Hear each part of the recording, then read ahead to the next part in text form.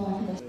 Üniversitemiz İktisadi ve İdari Bilimler Fakültesi, Siyaset Bilimi ve Kamu Yönetimi Bölümü tarafından hazırlanan 13. Uluslararası Kamu Yönetimi Sempozyumu açılış törenine hoş geldiniz diyor, saygılar sunuyorum.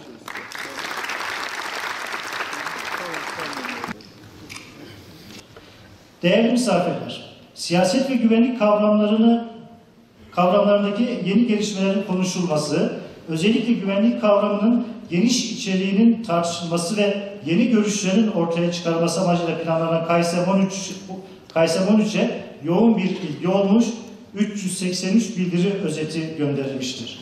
Bu yoğun talep bizi gururlandırmıştır. 4 salonda 8 oturum şeklinde düşündüğümüz sempozyum, Danışma Kurulu Başkanımızın da görüşlerini alarak 6 salon 8 oturum şeklinde planlanmış, değerlendirme sonrasında 290 bildiri kabul edilmiştir. Sempozyuma yurt dışından 9 farklı üniversite, Türkiye'den 95 farklı üniversite ile Jandarma Sahil Güvenlik Akademisi ve Polis Akademisi'nden 46 profesör, 44 doçent, 116 doktor öğretim üyesi, 42 öğretim görevlisi ve araştırma görevlisi ile kamu, kurum, kuruluşlar ve özel sektörden 89 araştırmacı bildiriyle katılmaktadır.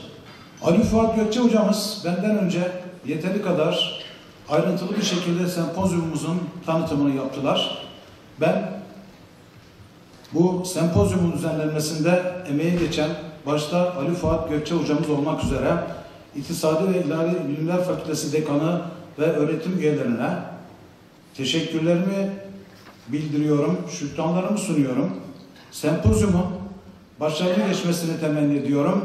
Hepinize saygılar sunuyorum. Gaziantep birçok etkinliğe ev sahipliği yapıyor. Ama bilimsel etkinlikler bunların içerisinde en kıymetlisi, en değerlisi ve en kalıcısı. Güvenlik üzerine konuşulacak. Hocalarımız zaten bildirilerini sunacak. Ama güvenlik dediğimizde aslında bir adım geriye gittiğimizde şunu görüyoruz. Güvenliğin temel sebebi değerlerin ortadan kalkması. Nedir bunlar? Kimsenin hakkına razı olmaması.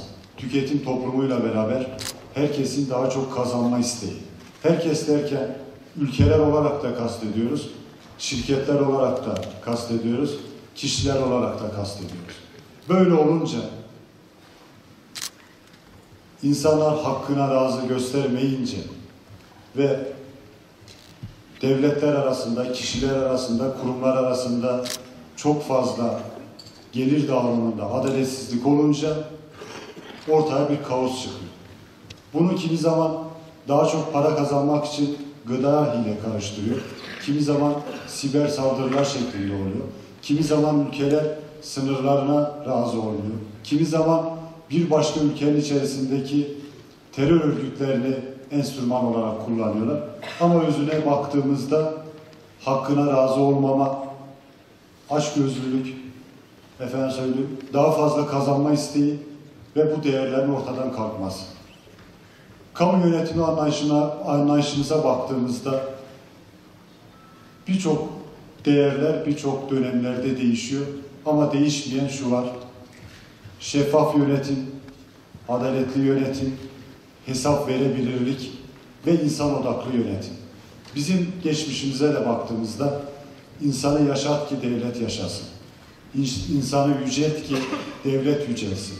Yani bütün güvenliği de sağlasak, çok güzel bir yönetim anlayışı da ortaya koysak ya da koyamasak, özünde insana daha iyi hizmet yatıyor.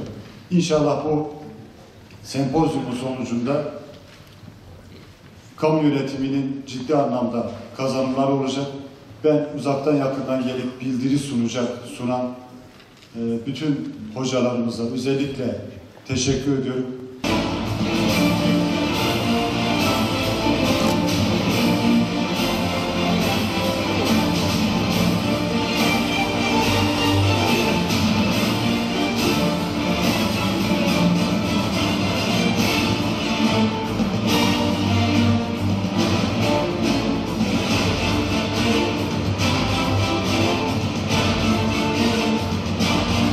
13. Uluslararası Kamu Yönetimi Sempozyumunu sizlere sizlerin onurlandırmanızla açmış bulunmaktayız. Belirli politikaların ortaya konulabilmesi açısından akademik önemini özellikle vurgulamak istiyorum. Dolayısıyla bu toplantının Gaziantep Üniversitesi'nde yapılması konusunda özellikle başta Sayın Rektörümüz olmak üzere yine fakültemizin dekanı, bölüm başkanı ve hizmeti geçen bütün akademisyen ve idari personele kalbi şükranlarımı arz ediyorum. Teşekkür etmek istiyorum. Açış konuşmalarda da belirtildiği gibi Kayseri'nin bu dönemdeki uluslararası toplantıdaki konusu güvenlik ve benim şahsi kanaatim ve düşüncem olur. Kurulan bütün Türk devletlerinde ve güvenlik hep ön planda olmuştur. Bu bizim genlerimizde vardır. Ulusal gerekse uluslararası ölçekte önemli bilgiler verecek. Ben sözü fazla uzatmadan mikrofonu Sayın Hocamıza bırakıyorum. Sayın Atatürk Mühendisi. Oradan sonra yapabiliriz.